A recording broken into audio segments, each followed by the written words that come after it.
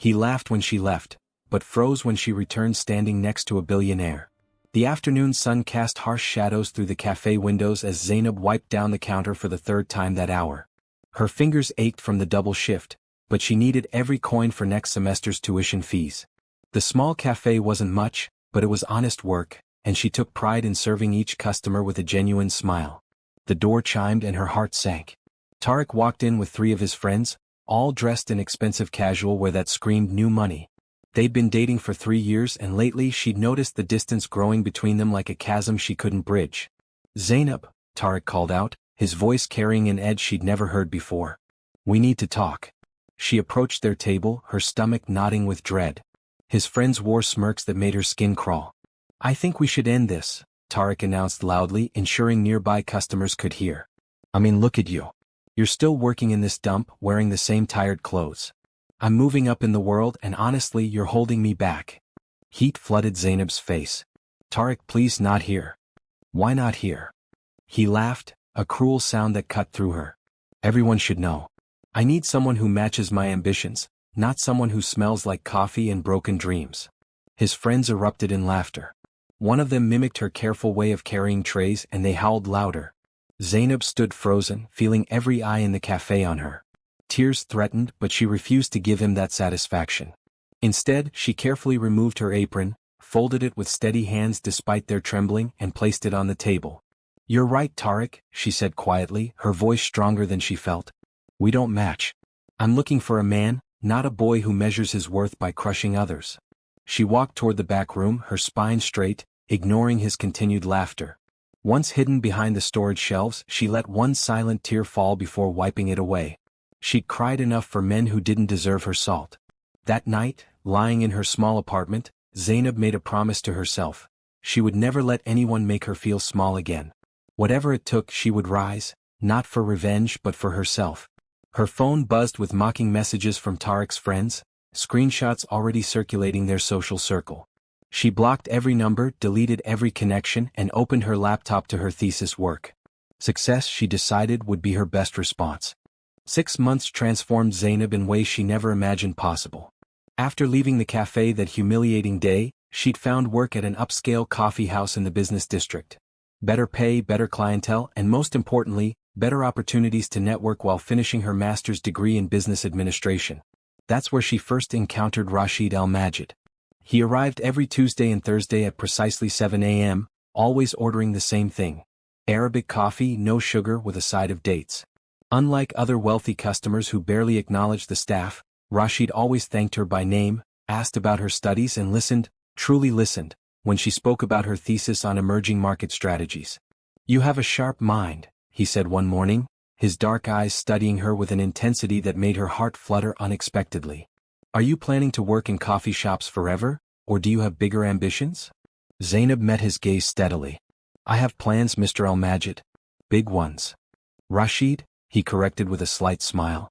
"And I believe you do." 2 weeks later, he offered her an internship at Al-Majid Enterprises.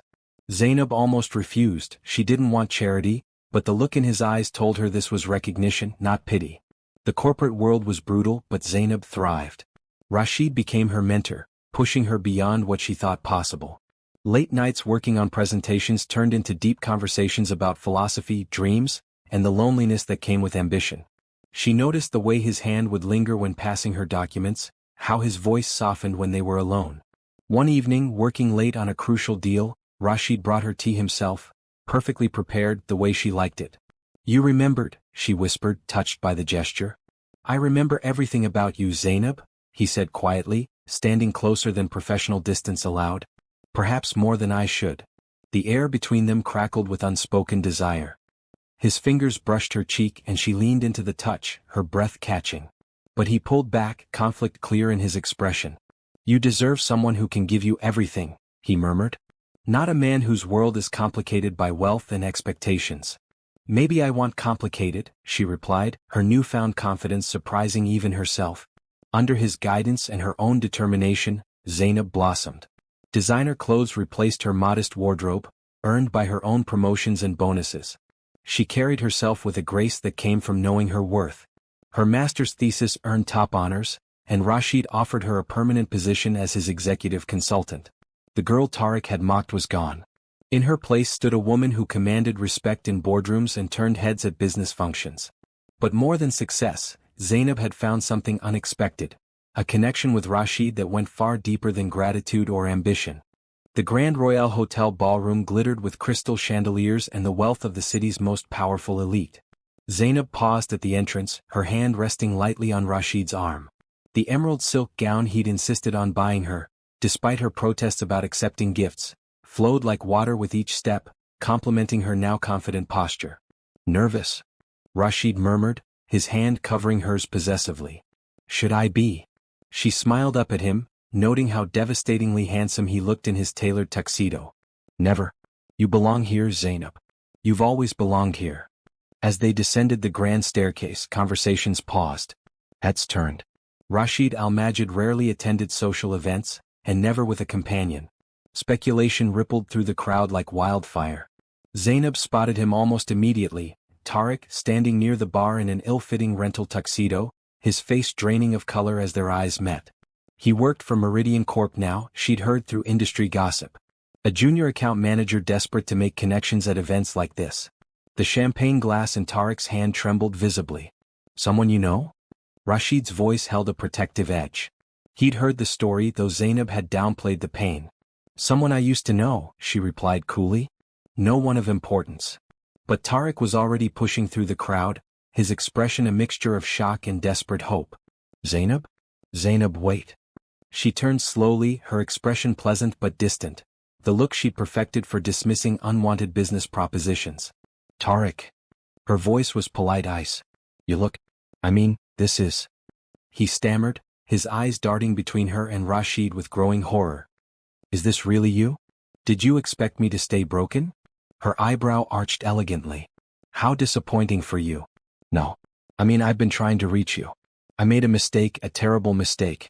I was young and stupid and He reached for her hand but Rashid shifted slightly, his presence a silent warning. "You are." Rashid's question was courteous but his tone could freeze fire. Tariq's face went ashen. We. Zainab and I used to date," Zainab finished calmly. "Briefly. A lifetime ago. Mr. Al-Majid, sir, I work for Meridian. We're hoping to secure a contract with your company. Perhaps we could." "Meridian?" Rashid's expression remained neutral, but Zainab felt his arm tense beneath her fingers. "The firm that's been submitting substandard proposals for 6 months? I believe we rejected your latest bid yesterday." Tariq's desperation intensified.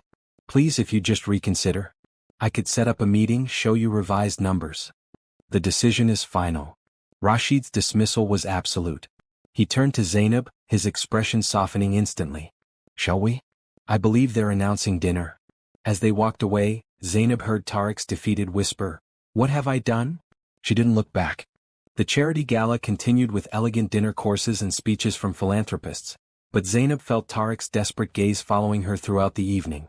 Between courses, Rashid's hand found hers beneath the table, his thumb tracing gentle circles on her palm, a gesture that had become their private language of comfort and something deeper, something neither had fully voiced yet.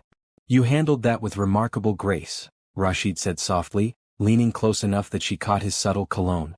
"Though I confess I wanted to do far more than simply walk away." "He's not worth your anger," Zainab replied, though warmth bloomed in her chest at his protectiveness. "He lost his power over me the moment I stopped believing his version of my worth." After dinner, guests mingled on the terrace overlooking the city lights. Rashid was pulled into conversation with a group of investors, and Zainab stepped away to catch her breath at the balcony railing. The cool night air felt refreshing against her skin. "Zainab, please. Just 5 minutes." She closed her eyes briefly before turning.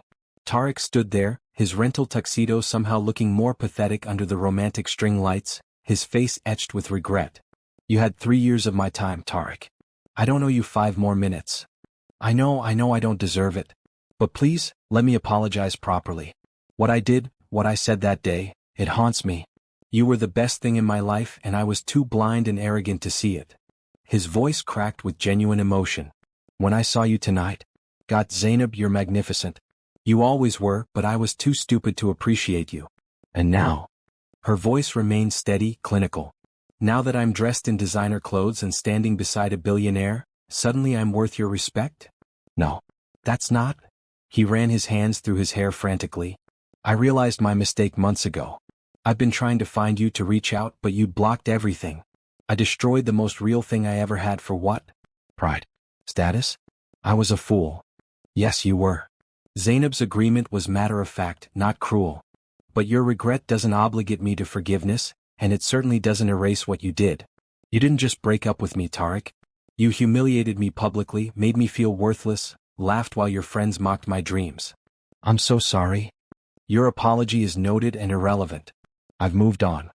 To him? Tariq's desperation edged toward bitterness. Is this real, or is he just some kind of revenge? A way to show me what I lost. Before Zainab could respond, Rashid's voice cut through the tension like silk over steel. I suggest you choose your next words very carefully. He materialized beside Zainab, his presence commanding despite his deceptively calm demeanor. His hand settled on the small of her back, possessive, protective, intimate. Mr. Al-Majid, I meant no disrespect. You disrespected Zainab, which is far worse. Rashid's dark eyes held no mercy. Now, I believe the lady made herself clear.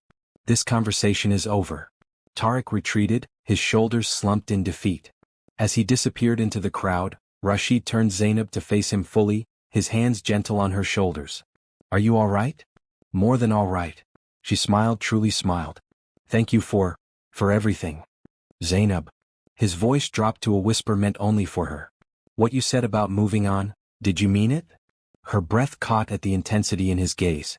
Every word. Then come with me. Please. He led her through the ballroom to a private garden terrace, away from prying eyes. The music from the gala was distant now, replaced by the soft sound of a fountain and the rustle of jasmine in the breeze. These past 6 months, Rashid began, his usual confidence wavering slightly, watching you grow, work beside you, know your mind and heart. Zainab, you've become essential to me in ways that have nothing to do with business. Rashid. Let me finish, he interrupted gently, stepping closer until mere inches separated them. I've tried to maintain professional distance. I told myself you needed space to heal, to find yourself without the complications of my world. But tonight, seeing that fool grovel for what he carelessly threw away, I realized I'm just as much a fool if I don't tell you the truth. His hands cupped her face with reverent tenderness. I'm falling in love with you, Zainab. Perhaps I already have fallen. Completely. Irrevocably. Tears sparkled in her eyes, but these were tears of joy, not pain. I thought I was imagining it, hoping for something that couldn't be. It can be. It is. His thumb brushed away a single tear. If you want it too. I want it, she whispered. I want you. The kiss they shared was nothing like the chaste pecks she'd exchanged with Tariq. This was fire and tenderness, passion and promise.